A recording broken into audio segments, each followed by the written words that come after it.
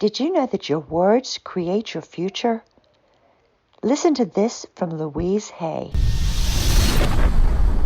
Every thought we think and every word we speak is creating our future.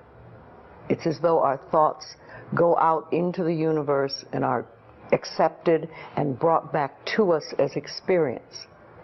Now that is a very simple thing, but most people don't get it. They don't understand it. They've never heard it before, and they think it's ridiculous.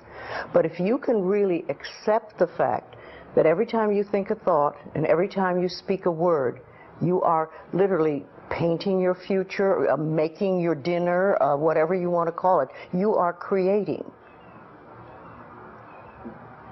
And you're creating your own life.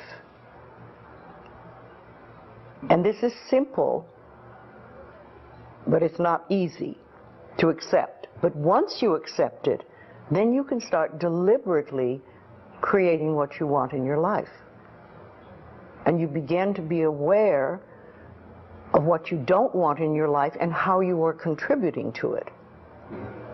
Now, I think this has been around forever, but for some reason in the last 20 years, the universe has wanted this to go out among all the people, or all the people that are ready for it. See, most of us just think, and we don't pay any attention to what we're thinking. We're just doing it. But that's something you need to train yourself to do, to begin to train yourself to be aware of what you're thinking. And one of the ways to do that is to periodically say to yourself, what am I thinking? Would I like this thought to create my life? Would I like to have the experience that this thought could bring to me? Now, it takes a while to do that, but even if we could begin on the smallest level to be aware of our thinking, we can start to make changes. Now, I know that you've heard me say many times, or you've read or listened on the tapes, that loving yourself is the most powerful thing we can do. Then everything flows. Everything flows beautifully. Now, I'm not talking about vanity or arrogance, because that is not love. That's always fear. I'm talking about just really respecting and appreciating this incredible, magnificent being that we are. You know, little babies know how to love themselves. You were born in pure love, all of you. There's not one little baby alive that I know of that ever criticizes its body, or ever says, my hips are too big. Have you ever heard a baby say that?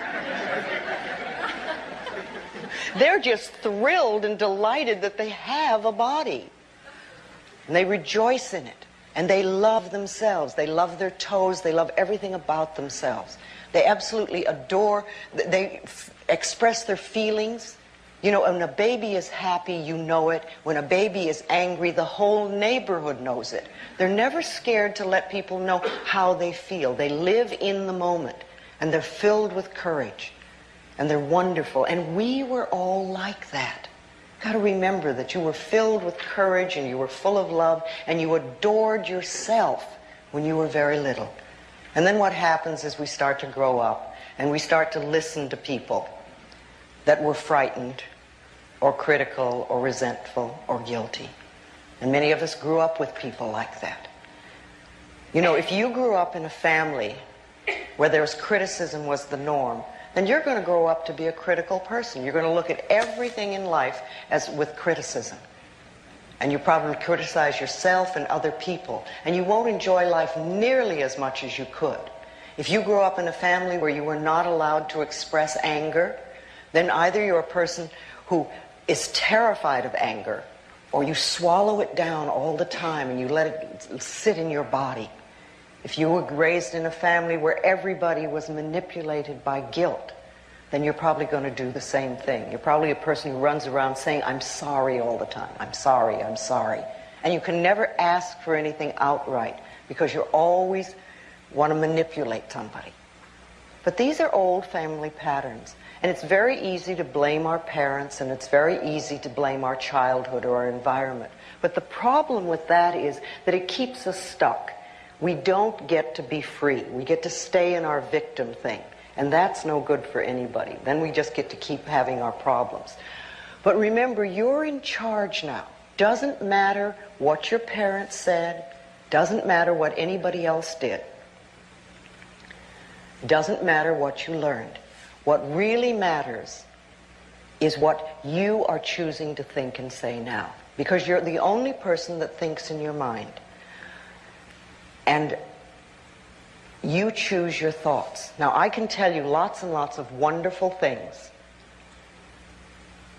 But if you don't choose to listen to them, then they're not going to work at all.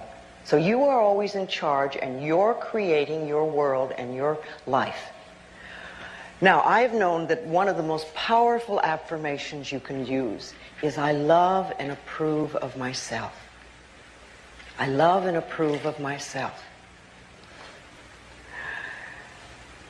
And when you first say that, it's amazing what can come up and come to the surface. Lots of times when we begin to say that, all the negative messages come to the surface. And it's marvelous because that gives us an opportunity to know what's been in the way. You see, if you don't hear your negative messages, you don't know what's in your way. So when you start to do an affirmation like, I love and approve of myself, you want to really pay attention to what the negative messages are. Because they're the ones that are in the way. And when you find a negative message, if you could write it down, it's wonderful, because you want to think, I found a treasure. This is something that's really in my way and really creating a problem. Remember, we get to choose the way we think, and we can choose to change the way we think. It's always our choice. That's the video for today. Thanks for tuning in. Peace, love, and light.